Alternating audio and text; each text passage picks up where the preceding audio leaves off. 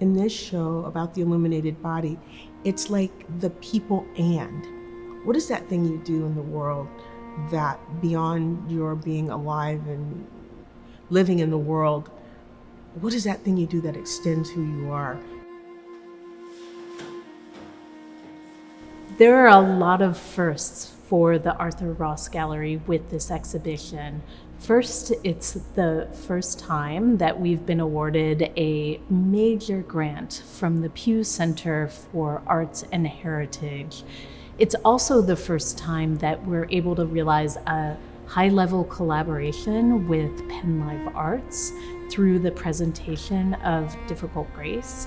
And it's the first time that we are forming a community advisory group for the realization of a day-long celebration of creativity in the West Philadelphia community.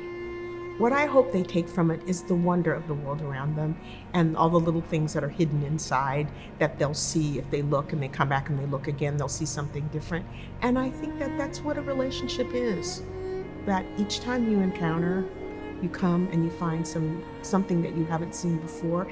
And I am confident that the people who step through the door will find themselves, because there's nothing in here that isn't about the world in which they are inhabiting.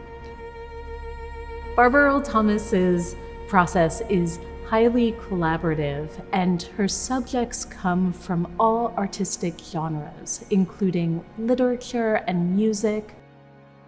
So Barbara and Seth have had a long-standing collaboration as artists in visual arts and music. So for the first time, Seth Parker Woods' music will be playing in the gallery, and we were able to bring Difficult Grace to Penn Live Arts for that full collaborative vision to be realized. This specific work ties together both her past histories and lineages with her own work, but also that of Jacob Lawrence. The people you see up top are actually from the first panel, actually, of Jacob Lawrence, as the people are boarding the trains heading to a new future, which also is a panel that is featured inside of the show Difficult Grace. And then the shirt, which she has kind of replicated here, is the shirt with which I wear in the show. I think she's found a way to kind of bring all these different worlds together as a way of honoring the past and also our present futures. I'm just proud. I truly am proud. I think as another artist, you don't expect sometimes for one to be a source of inspiration for others, or you don't know that you may become a face for something. And in this way, it gets to be experienced by so many different people. Thomas's work has really transformed this space. The Arthur Ross Gallery, I'm so used to coming here and seeing different works of art on the walls, but this is the first time that I've come in and felt like I'm in a kind of sacred space, a holy space, a space of worship. The work that is installed here feels like stained glass windows in a church.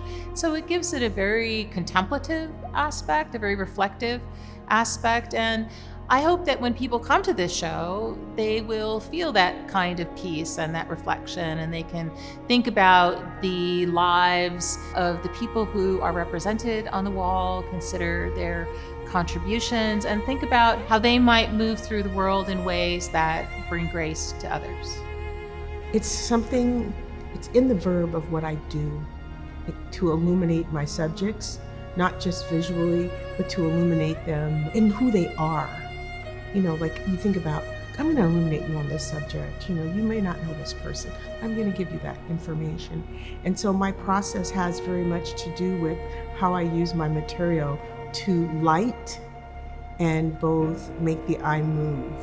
That's what illumination is about, and it seemed like an apt title. Because there are so many portraits and bodies in the show, I'm making those things seen.